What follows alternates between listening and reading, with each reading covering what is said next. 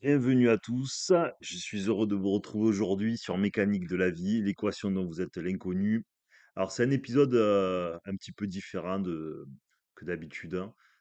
Celui-là, il va avoir un côté synthèse, hein. On va faire un peu une synthèse, on va reprendre des fondamentaux et surtout on va faire des points clés en fait. On va essayer de reprendre un petit peu les questions de base, les plus courantes, les plus généralistes.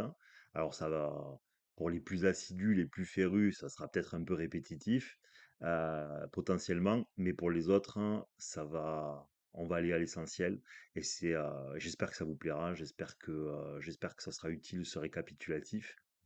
Donc on va envoyer un peu plus. En tout cas, on va prendre des raccourcis parce que maintenant, je sais plus à combien on en est, 60, 70 épisodes publics, énormément sur le Patreon ensuite, de dispo en plus. Donc, il commence à avoir énormément de contenu. Donc, comme ça, quelque part, on est autorisé à prendre des raccourcis à partir de maintenant. Et c'est ce qu'on va essayer de faire dans ce podcast. Donc, je vous ai sorti un petit peu les questions qui sont le plus régulièrement envoyées, celles qui sont le plus redondantes. Et on va essayer de les retraiter les unes après les autres, tout en gardant à l'esprit qu'on est sur mécanique de la vie. Donc, il y a quand même des grandes lois de l'univers. Et on va essayer de récapituler tout ça. Alors souvent, c'est quoi le but de la vie, l'absurde? Quel est le sens? La vie, pour synthétiser, c'est comme, une école précise. C'est une école, c'est un lieu d'apprentissage. Donc il n'y a aucune absurdité, tout est toujours à sa place. Donc s'il n'y a pas d'absurdité, la vie n'est pas hasardeuse. C'est un programme d'évolution spirituelle, la vie. Ce n'est rien d'autre que ça, dans un univers matérialiste. Donc c'est le monde spirituel qui est un monde vibratoire, qui est projeté dans un monde qui, lui, est matérialiste. Et le matérialisme nous permet, en fait, d'avoir une empreinte dans la matière, c'est-à-dire de pouvoir voir ce que nous faisons, ce que nous produisions. Parce que le problème du vibratoire, c'est que c'est de l'invisible. Et donc, le monde matérialiste nous permet une plus grande perception des choses. Bon, on va pas trop rentrer en détail, c'est pas le but. Donc, à partir de là, la souffrance, question on se pose souvent, à quoi sert-elle? Elle est un mécanisme d'évolution. Elle n'est pas non plus hasardeuse, de ce fait-là. Parce que je le rappelle, vous ne pouvez pas avoir des équations qui sont juste à la 50e centième de décimale. Le soleil change à la 20e de décimale de trajectoire. Demain, la vie n'est pas permise sur Terre. L'humain disparaît, le système planétaire. Donc, tout est extrêmement précis. Donc, l'univers ne peut pas être à la fois extrêmement précis. Quand je dis extrêmement, il faudrait le répéter 1000 fois pour être plus proche de la réalité, et à la fois hasardeux. On ne peut pas avoir quelque chose de cyclique, répétitif, extrêmement précis et extrêmement hasardeux. Donc on part du principe que tout arrive de manière orchestrée, et de manière comme un mécanisme totalement parfait. Donc la souffrance est un mécanisme d'évolution, et je vous rappelle que elle est utile. D'accord? Là, évidemment, ça peut faire écho à certains d'entre nous qui ont des vies difficiles ou qui voient d'autres, des gens qu'ils aiment souffrir. Mais comprenez, un humain que vous ne faites pas souffrir, il ne fait rien. On est tous pareils. Au bout d'un moment, si tout va bien pour vous, est-ce que vous allez vous poser des questions? Est-ce que vous allez regarder ce qui vous entoure? Non. Parce que l'humain devient léthargique à la seconde où tout devient trop agréable, trop facile. Il a besoin de s'insurger, il a besoin d'être réveillé, parce que sinon, en fait, il arpenterait le monde comme un animal errant. Voilà. Donc la souffrance sert à cette fin, elle permet de faire comprendre des choses et d'avoir la fonction de réveil aussi pour nous. Bon, qui je suis? Comme vous le voyez, on fait point par point, mais très rapidement, hein, parce que sinon on va pas reprendre 80 podcasts là tout de suite. Ça serait pas possible, ça serait beaucoup trop long. Qui suis-je? Alors l'humain, donc comme on le voit régulièrement, récupère des marqueurs de la famille, donc le bagage difficile, on va dire, de papa, maman, papy, mamie, arrière-papy, arrière-mamie jusqu'à 4 générations, crée des marqueurs.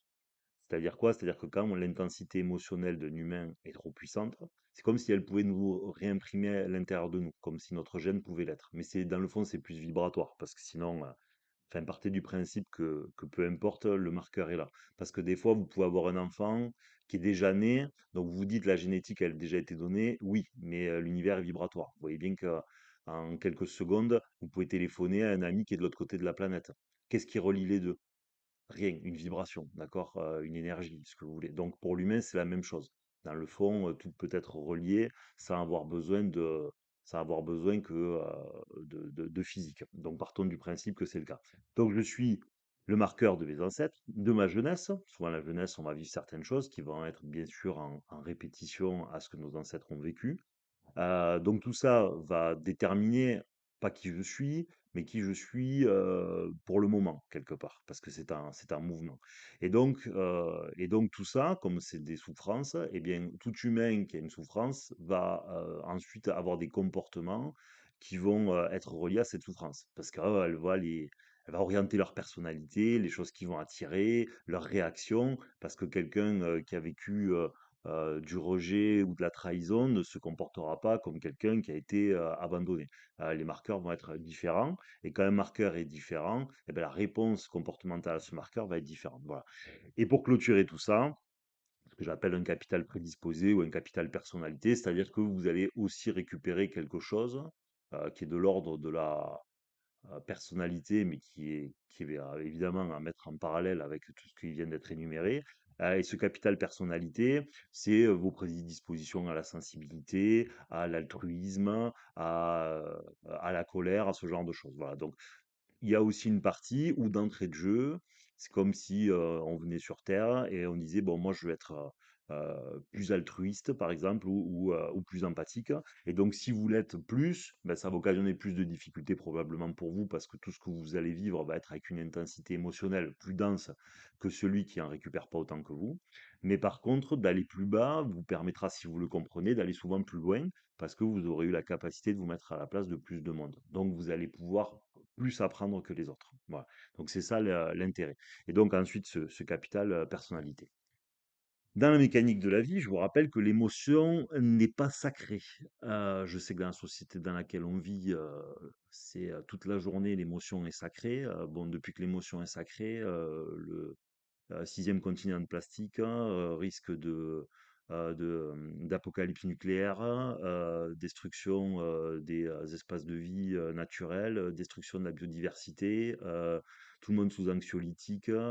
Bon, il y a pas que ça, hein, j'entends bien, mais voilà, depuis qu'on a sacralisé l'émotion, vous voyez qu'en fait, les émotions négatives ont pollué le monde qui nous entoure et la pollution émotionnelle devient une pollution spirituelle qui devient tout ce que je viens d'énumérer précédemment. Parce que nos émotions négatives, sont une espèce de pollution spirituelle qui vient contaminer le monde matériel. C'est ce qu'il faut comprendre. Quand le monde spirituel va bien, hein, et les gens vont bien spirituellement, le monde matériel dans lequel ils vivent va assez bien aussi.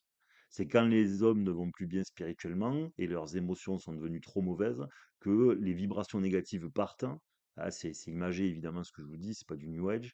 Et donc va se traduire dans le monde matériel par tout ce qui a été énuméré précédemment, c'est-à-dire de la discorde, de la peur, de la guerre, de l'angoisse, de la pollution, de la destruction des espaces naturels, tout ce que vous voulez. Bon.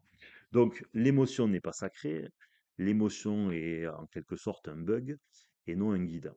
Pourquoi? Parce que si c'était un guide, ben, elle ne nous ferait jamais souffrir. Donc l'émotion suit ton cœur. Vous ne suivez pas votre cœur. En fait, nous suivons nos émotions. Et nos émotions trouvent leur origine dans peur, besoin, souffrance, marqueurs de notre jeunesse et de nos ancêtres.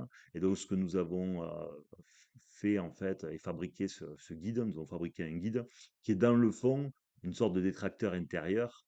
Et c'est pour ça que quand très communément on dit à quelqu'un suis ton cœur dans une relation amoureuse, bon, peu de temps après, très souvent, dans une grande majorité de cas, elle prend un mur de l'espace, ce qui montre bien que ce n'est pas le cœur qui traduit ce guide bienveillant à l'intérieur de nous, mais bien un leurre qui trouve son origine dans peur, besoin, manque, et donc va densifier nos émotions, hein, elle va vous dire ah, regarde ce que tu ressens pour lui, va vers là-bas. Donc nous allons vers là-bas, nous prenons un mur, et nous continuons la fois d'après à dire la même chose inlassablement «Suis ton cœur». Bon voilà, donc c'est une spirale sans fin qui n'a jamais solutionné, de problème. Évidemment, l'univers étant vaste, dans rares occasions ça fonctionne, mais bien évidemment à d'autres endroits ce n'est pas le cas, donc ça ne peut pas faire foi. C'est une erreur d'appréciation, donc nous l'abordons régulièrement.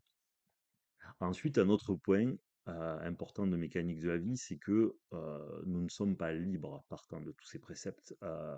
C'est-à-dire que si notre personnalité, nous l'avons dès la petite enfance, que nous récupérons les marqueurs traumatiques familiaux, ça veut dire quoi? Ça veut dire que le méli-mélo que nous appelons moi, euh, eh bien, n'est en fait que la conséquence de cet ensemble de choses.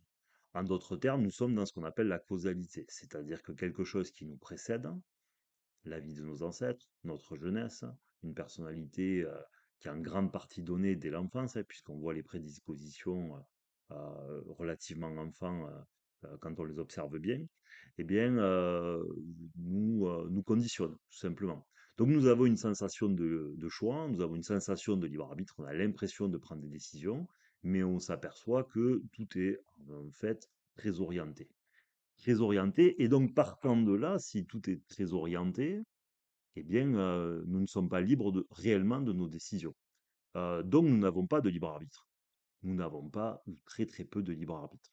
Donc, en d'autres termes, le système d'évolution spirituelle qui est la vie et la mécanique de la vie, nous montre que, au final, ce ne sont pas réellement nous qui prenons nos décisions, et plus vous devenez éveillé quelque part, plus vous devenez fin dans votre analyse, et plus vous avez l'habitude de ce que je viens d'énumérer, qui peut passer pour certains qui nous découvraient comme un système de croyance, eh bien, pour ceux qui auront passé suffisamment de temps, vous découvrirez à quel point votre amplitude de choix est maigre. C'est à se demander, est-ce qu'on a vraiment du libre arbitre pendant très longtemps dans notre vie. Mais la bonne nouvelle, c'est que le but de la vie étant d'évoluer, le programme est fabriqué à une fin, c'est-à-dire de diminuer l'influence de tout ce que nous venons d'énumérer pour retrouver un peu des libertés. Pourquoi? Parce que si tu as toujours peur, qu'on te trahisse, hein, qu'on te rejette, hein, que tu as besoin d'avoir de l'argent, une maison, quelqu'un avec toi, qu'on t'aime, de la reconnaissance. Ben, en fait, tout ce que tu le fais parce que quelque chose en toi te dit de le faire, ou parce que la société va en plus de ça appuyer sur tes marqueurs pour te dire aussi ce que tu dois faire. Et donc tout ce que tout ce que tu fais n'est pas libre de ce propre fait, n'est pas sans influence. Et comme c'est très influé, très orienté, voire viscéral, et puis croyez-moi, quand on a l'habitude, il y a une viscéralité sur certains marqueurs chez chacun d'entre nous, qui est notre part un peu sombre, notre part impossible à apprivoiser, à appréhender. Est-ce qu'on maîtrise toutes nos émotions? Non. Est-ce qu'on maîtrise toutes nos pensées? Non. Donc une partie de nous ne nous appartient pas. Donc si une partie de nous ne nous appartient pas, c'est qu'elle nous amène là où elle veut bien nous amener. Mais elle a aussi une vocation à être utile, puisque si elle nous amène là où on ne voudrait pas nous consciemment aller, eh bien, elle va nous amener vers des endroits où nous allons pouvoir évoluer. Voilà. Je ne vais pas aller plus loin parce qu'après j'ai un point qui va développer un petit peu plus. En d'autres termes, en d'autres termes, il faut diminuer l'influence de tout ça, donc s'exorciser, c'est diminuer l'influence de tout ce qui exerce un pouvoir sur nous pour retrouver un peu de libre arbitre. Dans le but de la vie, évoluer pour retrouver un peu plus de libre arbitre. Donc le vrai état de stabilité, c'est le neutre. C'est le neutre. Parce que si vous montez haut émotionnellement et que vous descendez bas, ah, si vous montez haut pour créer un équilibre, puisque tout est un équilibre sur Terre, hein, s'il y a trop de soleil, la vie disparaît, s'il n'y a que de la pluie, la vie disparaît. Bon. Donc, en d'autres termes, le vrai état de stabilité, c'est le neutre. Donc, seul le neutre est positif. C'est la rencontre entre deux opposés qui ont l'air de ne rien avoir à faire ensemble, qui en se rencontrant, crée ce neutre positif. Et ce neutre positif, c'est la continuité, la constance. Donc, spirituellement et philosophiquement, dans la mécanique de la vie, on considère que seul le neutre est positif. Donc, quand tu es aligné relativement à ce positif, bah, ça crée un équilibre. Donc, les choses circulent, les choses sont assez fluides. Et quand tu es déséquilibré, relativement, ben, les choses bloquent. euh, et donc, euh, et donc, on ne peut pas avancer comme on voudrait. Voilà. Quand on fuit, bah, vous avez une grande probabilité derrière que les choses reviennent. Pour synthétiser tout ça, on n'attire pas ce que l'on veut, on attire ce qui nous permettra de comprendre et de plus évoluer. Voilà, parce que c'est une mécanique d'évolution spirituelle, la vie, tout simplement. Donc quand on comprend et qu'on change, bah, les choses s'allègent, tout simplement, sachant qu'il y a un indicateur, enfin disons qu'il y a un catalyseur qui est quand on change et qu'on comprend, eh bien on devient adapté. C'est-à-dire qu'on a compris le jeu de la vie, on devient meilleur sur le jeu de la vie. Et donc à ce titre, pardon, le créateur du jeu vidéo, hein, si on devait faire un parallèle, ben, vous rétribue. Vous devenez meilleur, vous devenez plus évolué, vous changez, vous devenez adaptable. C'est semi-darwinien, mais dans ce cas de figure, c'est juste. Donc, c'est comme si Dieu allait voir que vous produisiez des efforts, le créateur voit que vous produisiez des efforts, et donc au fur et à mesure, il va vous capitaliser de plus en plus de facilité, d'aisance, et donc les choses s'allègent. Voilà. Donc au final, s'il n'y a pas réellement de jugement ni de punition divine, si ça y est, bon après on pourrait rentrer en détail, il y en a un peu, mais ça serait plutôt de la punition collective, mais c'est pas réellement de la punition divine, c'est simplement des lois de l'univers. Voilà. C'est comme quand vous démarrez un jeu, hein, demain vous allez faire un jeu de société, vous allez jouer au Monopoly, normalement vous êtes censé respecter le jeu de société.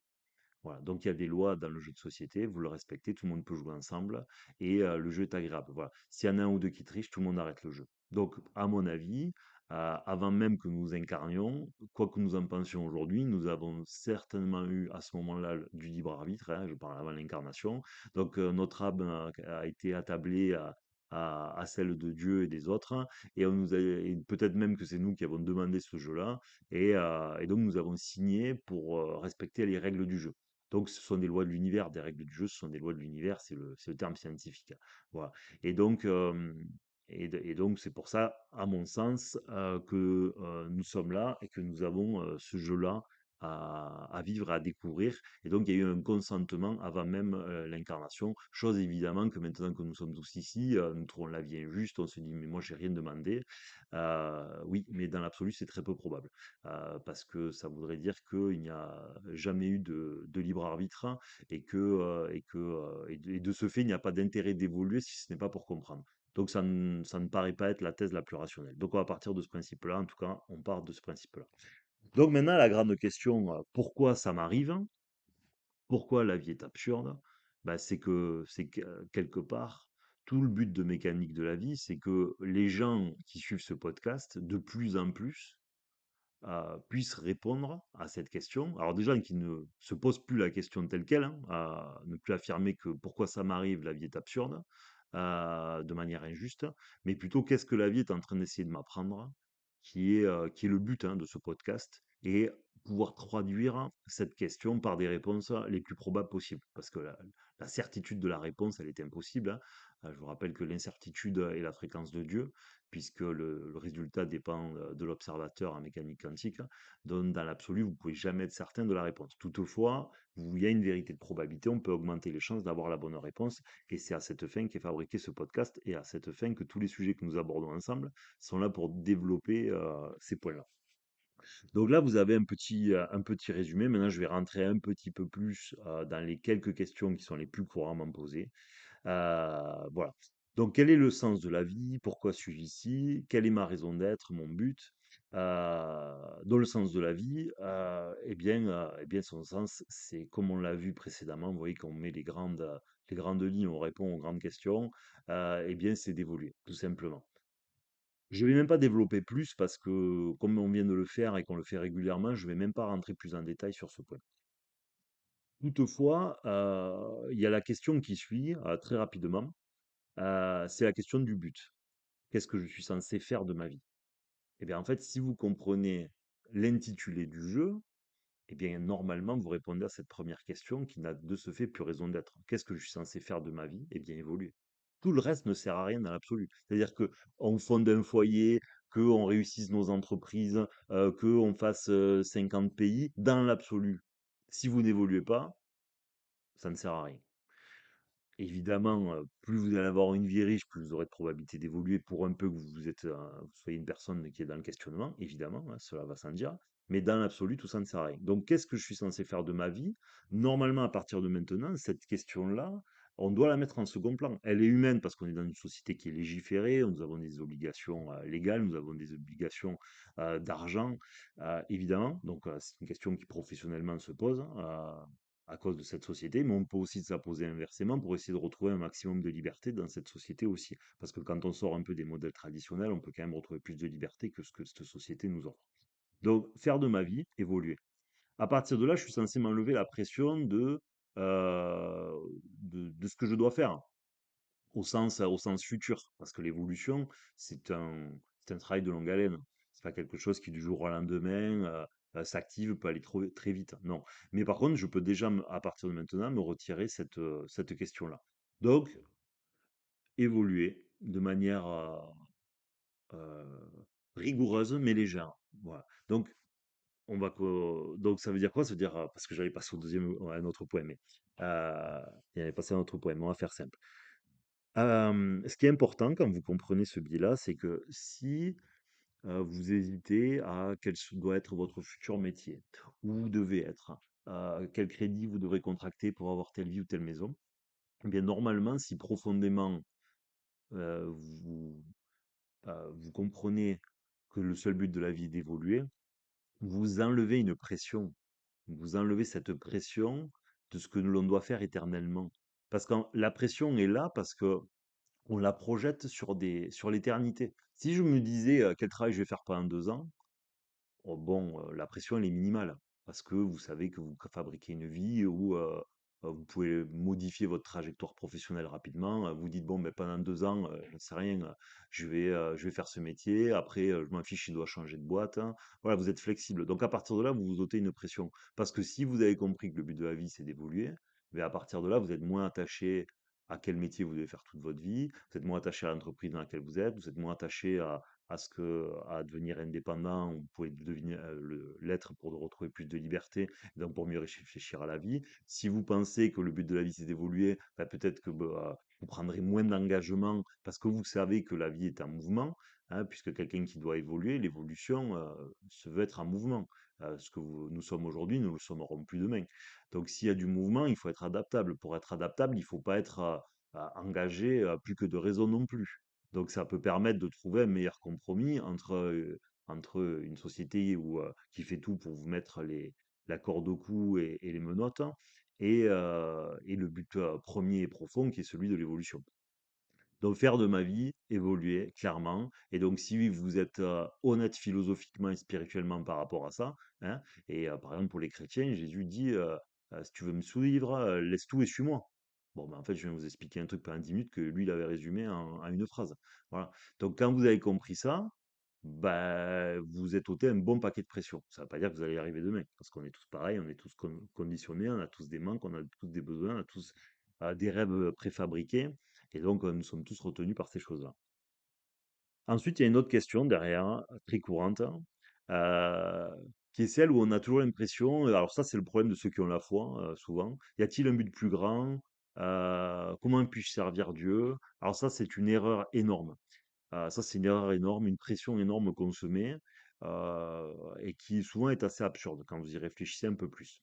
Parce que le problème, c'est que nous sommes encore tous des pollueurs spirituels. Ça veut dire quoi?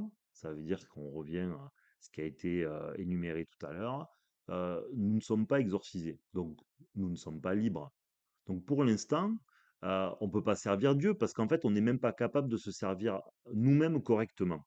Parce que peur, besoin, manque, conditionnement, on est, on a la vie qui est déjà inscrite pour nous, tout est écrit, on n'a presque pas de libre arbitre, hein. Donc tout ce qui va arriver est déjà écrit parce que j'ai 32 ans.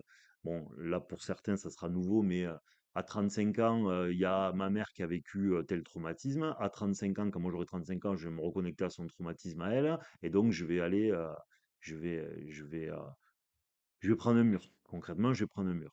Donc, il faut comprendre l'absurdité de cette question de vouloir mettre la charrue avant les bœufs. Pour être un bon serviteur, hein, au sens spirituel, il faut d'abord être capable de se servir nous-mêmes. Et donc, pour se servir nous-mêmes, il faut pouvoir être libre de se servir. Si vous êtes dans la spirale causale, dans la prison de vos marqueurs, de vos peurs, de vos conditionnements, vous ne pouvez servir personne. Parce que vous avez une amplitude de choix qui est extrêmement minime. Et donc, obligatoirement, vous êtes obligé de passer par là. Donc, pour moi, Pour moi, la première chose, c'est de s'exorciser. C'est ce que va faire Jésus dans le désert, hein, il va rencontrer le diable pour s'exorciser, c'est-à-dire pour retrouver sa liberté. Parce qu'en fait, tant qu'il a peur d'avoir faim, hein, c'est pour ça que le diable lui présente, quand il a faim, il lui dit, «Tu qu'à transformer ces pierres en pain, heu, ou en eau, comme ça tu auras plus soif», et bien il s'y refuse. Parce qu'en fait, tant qu'on peut nous faire du chantage à la crainte, à la peur, et ben en fait, nous ne sommes pas libres parce que nous irons toujours vers à l'opposé de ce qui nous désenchante ou de ce qui nous fait peur. Donc, il faut retrouver cette liberté pour retrouver notre souveraineté. C'est la même chose chez les musulmans, hein, puisque le djihad, à la base, il est intérieur. Donc ça veut dire que on n'est pas libre tant qu'on peut avoir exercé un pouvoir chez nous, sur nous.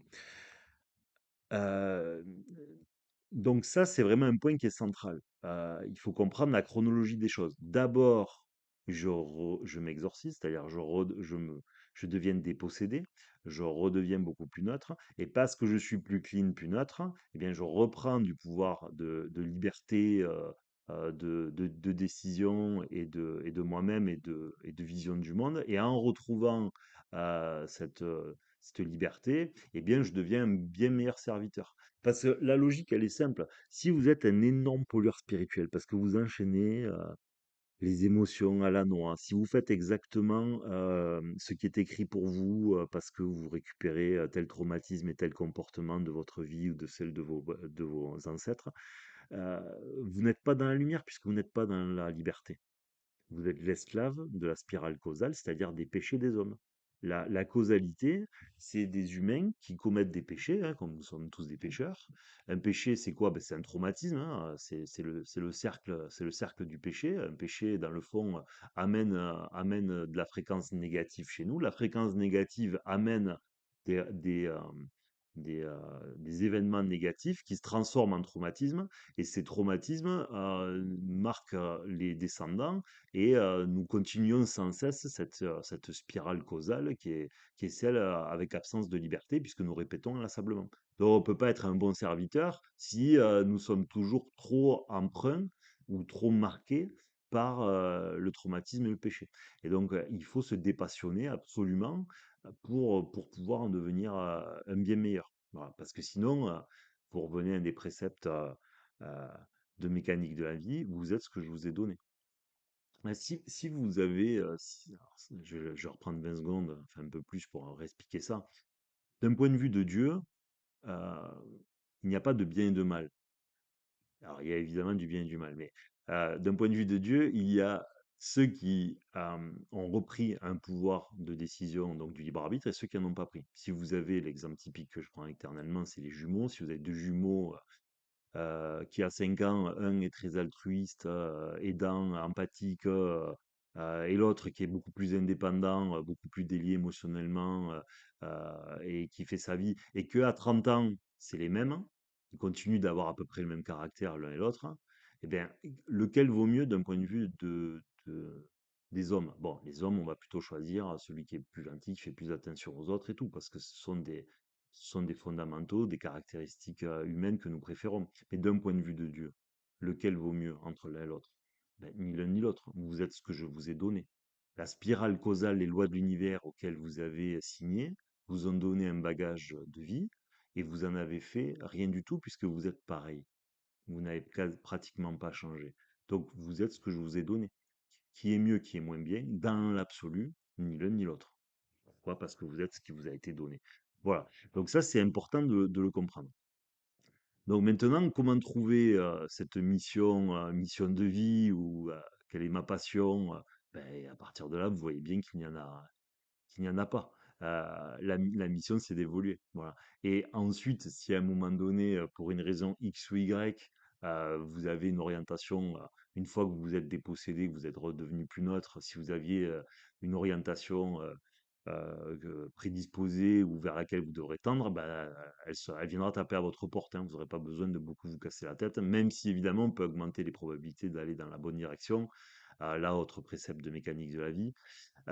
Conscience, au sens du discernement, donc un ensemble d'éléments de discernement, donc Un peu long à expliquer, mais en l'occurrence, le meilleur des procédés, euh, on se dépossède, ok, on s'exorcise de ce qui nous conditionne.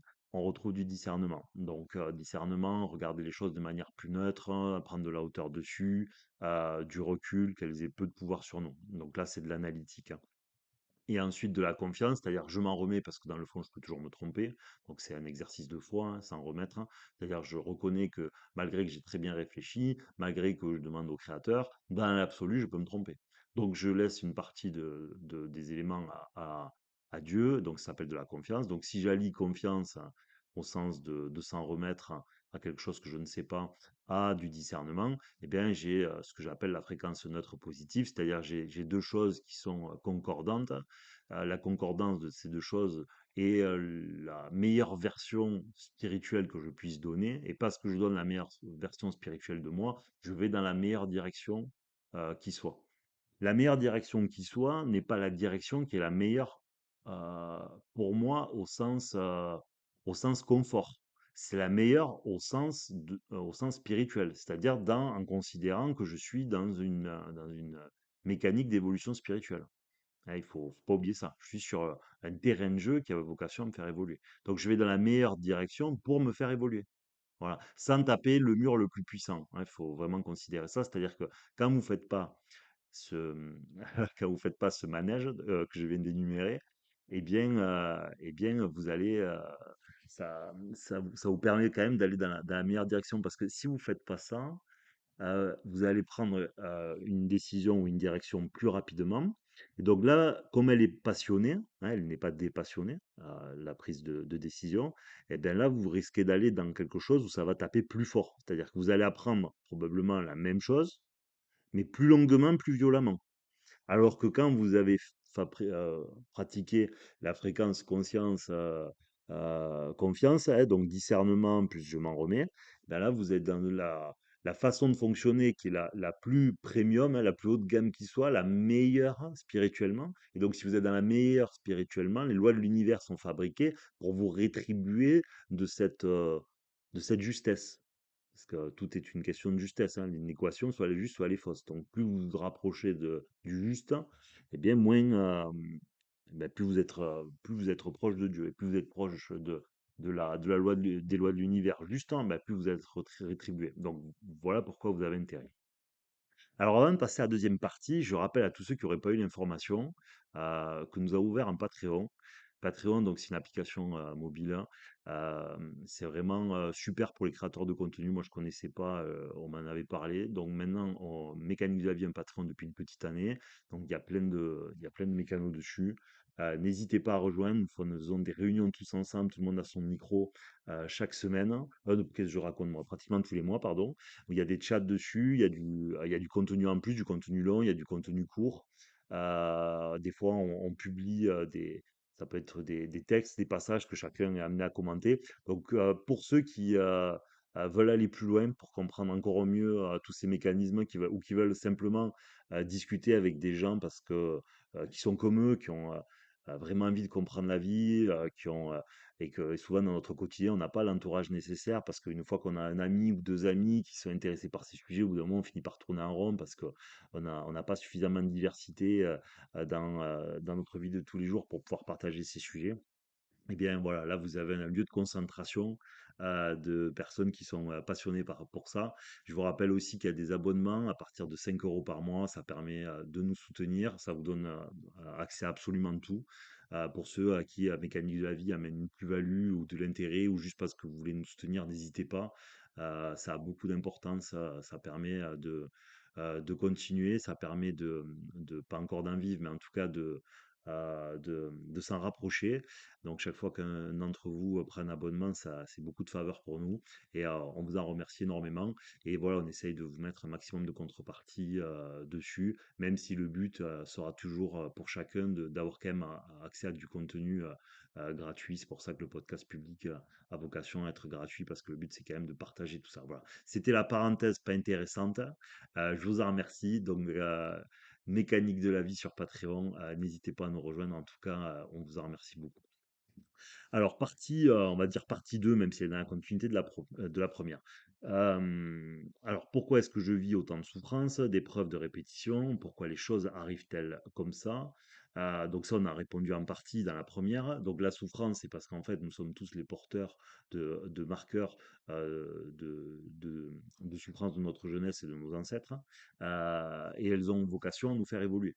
Voilà, parce que si le biais de la souffrance permet de toucher l'intériorité de l'homme. Et en touchant l'intériorité de l'homme, qu'il puisse se remettre en question. Et en se remettant en question, ça lui permet de comprendre des choses. Ça lui permet de se voir dans l'autre, d'évoluer.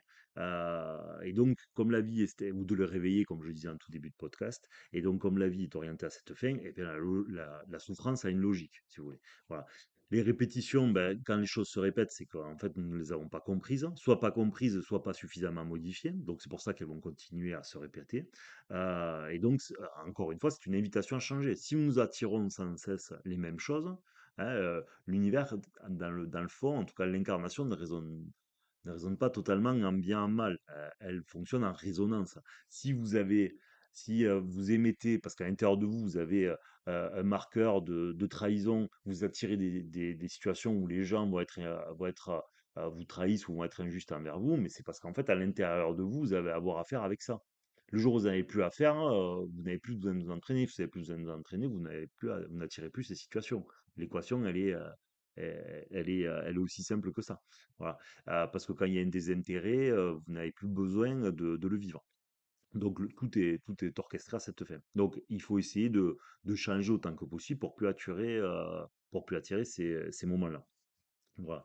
Hem et donc heu et donc la notion de bien et de mal, alors, moi je suis pas pour l'altérer parce que le mal est l'ouvrier utile du bien, comme j'aime à le dire dans Mécanique de la vie, et donc le mal a cette vocation, alors immonde parce que je la déteste, hein, mais magnifique, spirituellement, parce que sinon, soit nous ferons rien, soit elle nous permettrait pas de comprendre ce qu'est la lumière, tout simplement, et de comprendre ce qu'est le bien. Pour comprendre ce qu'est le bien, on a besoin de comprendre ce qu'est le mal.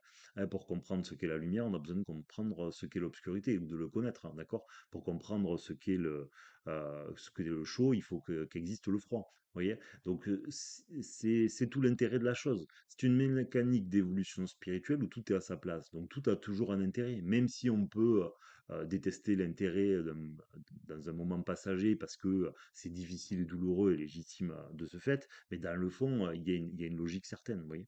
Et donc l'injustice résonne de ce fait-là, parce que, en fait, elle a vocation à nous éprouver pour nous faire changer. Voilà, sachant que la justice est un, comment dire, je dirais pas que c'est un concept humain, mais dans le fond, le monde horizontal, c'est-à-dire le monde incarné, ce que nous vivons, n'a pas vocation à être juste. Il a vocation à nous faire évoluer et à nous éprouver. Donc la justice n'a pas à voir à faire avec l'incarnation. Elle a à voir à faire avec l'absolu. L'absolu, c'est après la mort. C'est pas pendant que nous vivons ici-bas. Ouais, c'est pour ça que chez les chrétiens, on vous dit, mon royaume n'est pas de ce monde.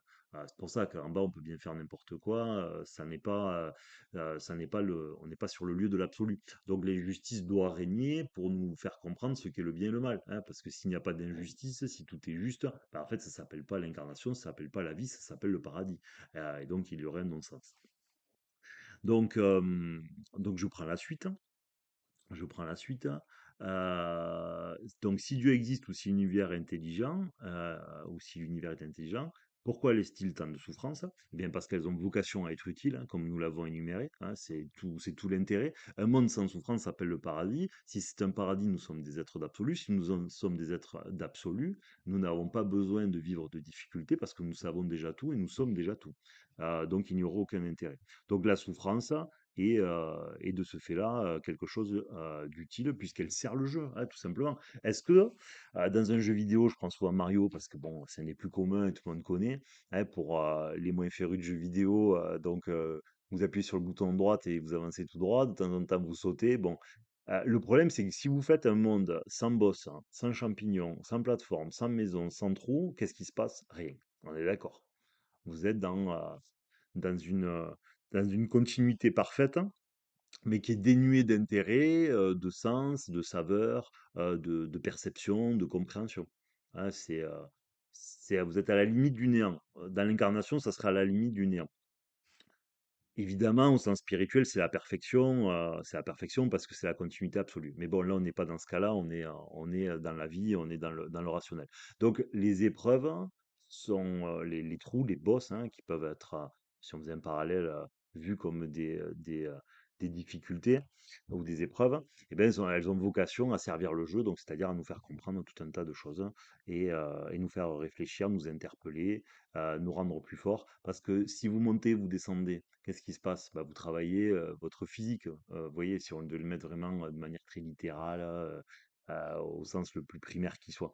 Alors bon, ben, vous travaillez votre dextérité dans votre espace naturel. Donc vous devenez plus adapté à cet espace naturel.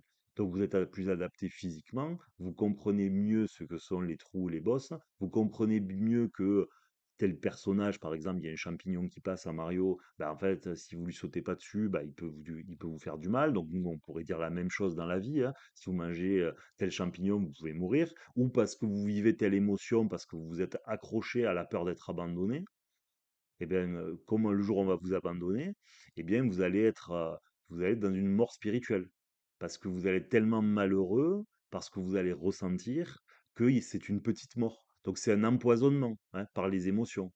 Donc au final, c'est la même chose, que je sois à Mario, que je sois dans le monde physique. Si je mange un champignon, ben, je peux m'empoisonner. Et si je prends trop fort une trahison, un abandon, une injustice, eh bien je m'empoisonne émotionnellement et spirituellement. Vous voyez? Donc le parallèle est exactement le même. Et c'est à cette fin que sert la souffrance. C'est pour me permettre d'être plus adapté à cet environnement, pour ne plus recevoir les choses et qu'elles ne m'empoisonnent plus. Ça ne veut pas dire que je ne ressens plus rien, ça veut dire que je ne prends plus l'intégralité de la puissance de ce que je reçois. C'est très différent. C'est-à-dire qu'au lieu de prendre l'abandon intensité 1000, bon, mais je le prends intensité 50 quand j'ai bien évolué. Comme ça, je me souviens ce que ça fait. C'est pas un bon moment, mais je peux l'accepter parce que je sais qu'en fait, il m'est utile ou que je dois changer de direction. Et donc, à cette fin, il ne me détruit pas. Voilà, donc il ne m'empoisonne pas.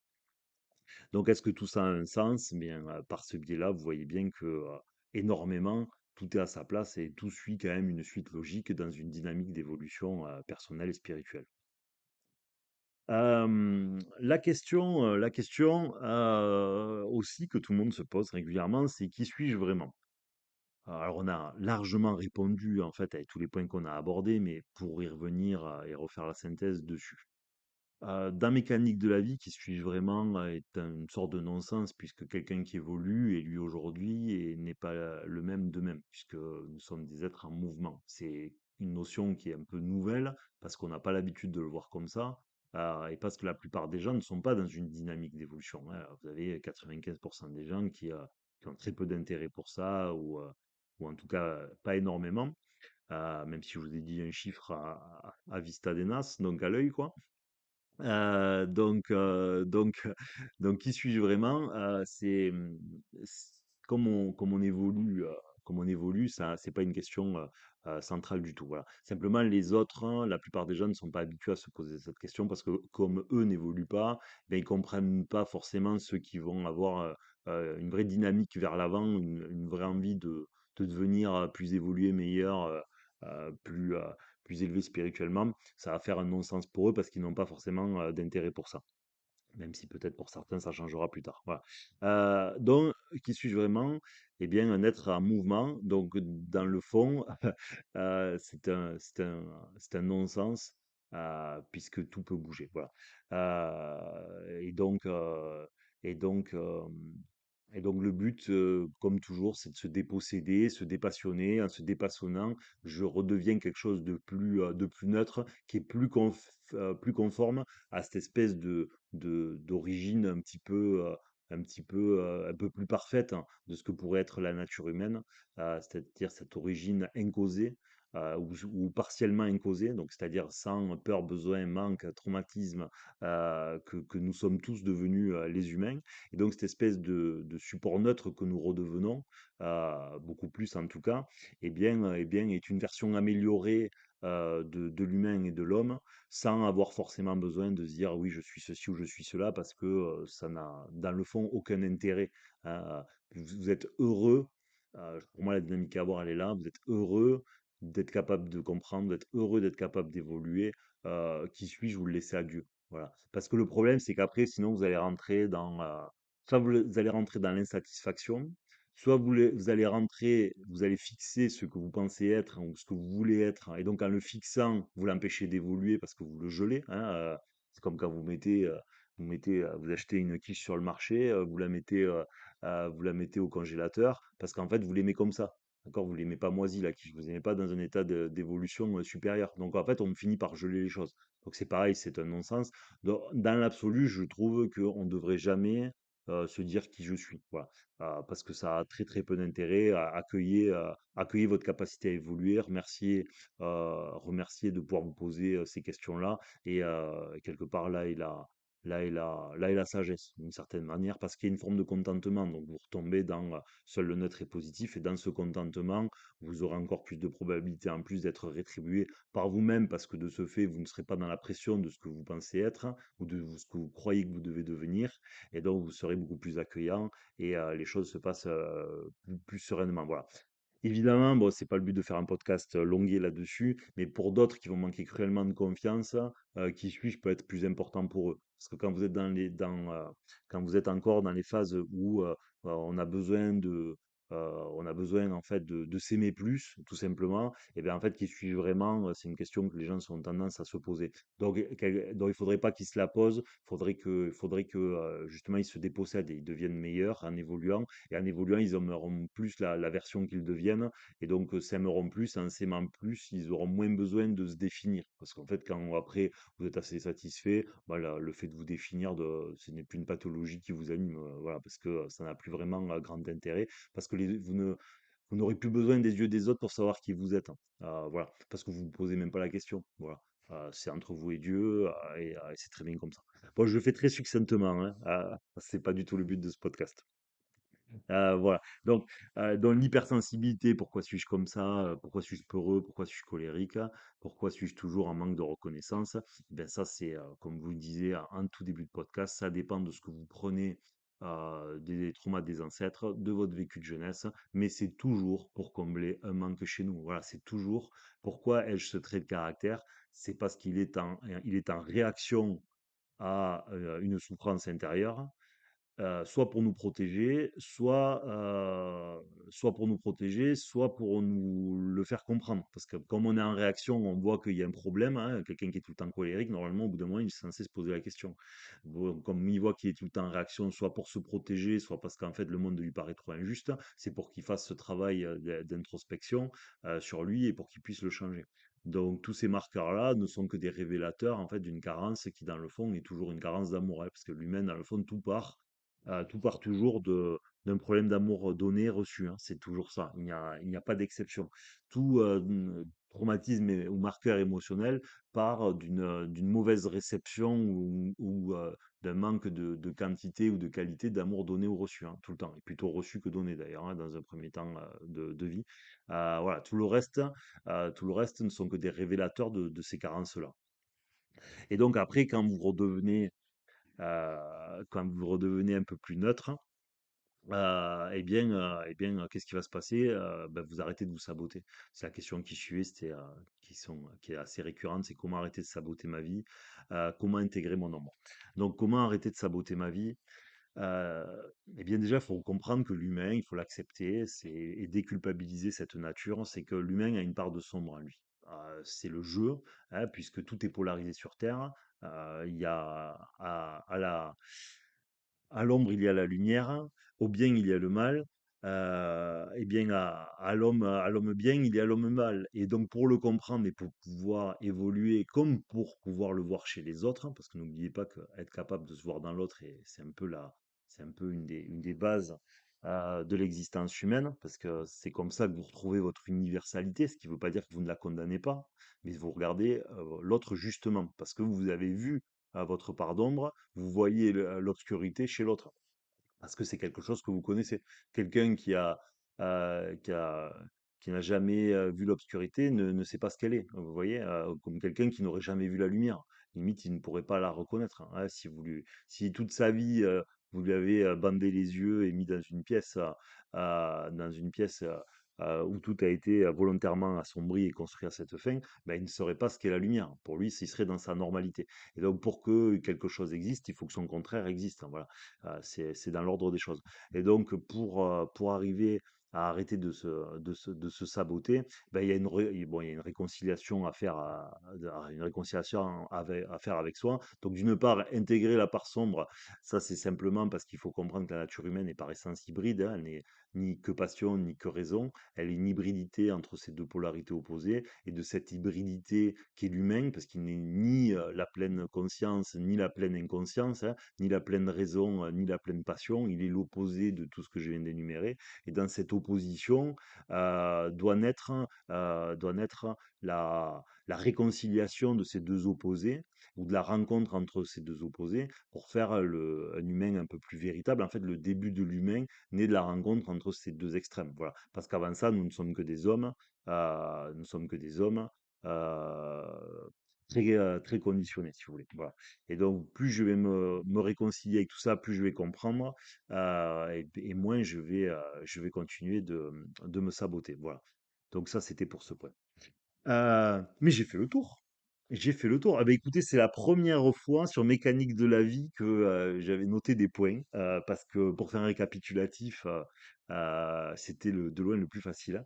Donc j'ai vraiment essayé, parce qu'on me l'a demandé plusieurs fois, de faire un espèce de récapitulatif. Donc j'espère que ça aura pas été trop décousu pour vous.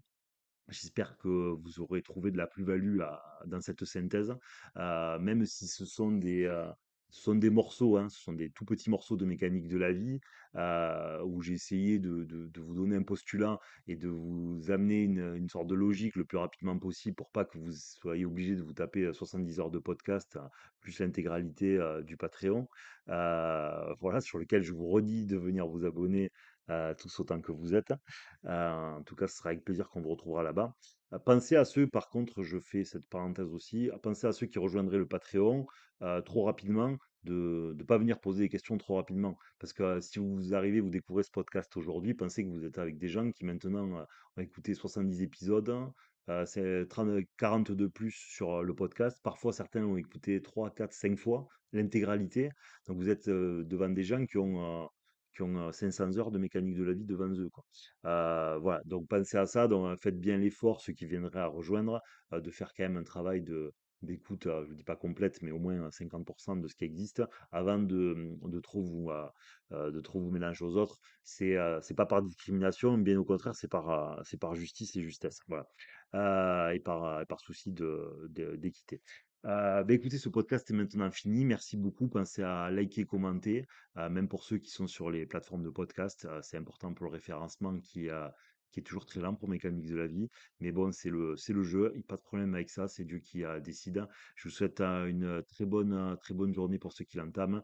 Et à très bientôt sur Mécanique de la vie, l'équation dont vous êtes l'inconnu. Et j'y pense, c'est que de l'impro, vous le savez. Vous voulez nous contacter plutôt sur Instagram, mécaniquedelavie.com, ou sinon sur notre site, mécaniquedelavie.com également. Et sur Instagram, c'est que Mécanique de la vie, pardonnez-moi. À très bientôt. Merci à tous.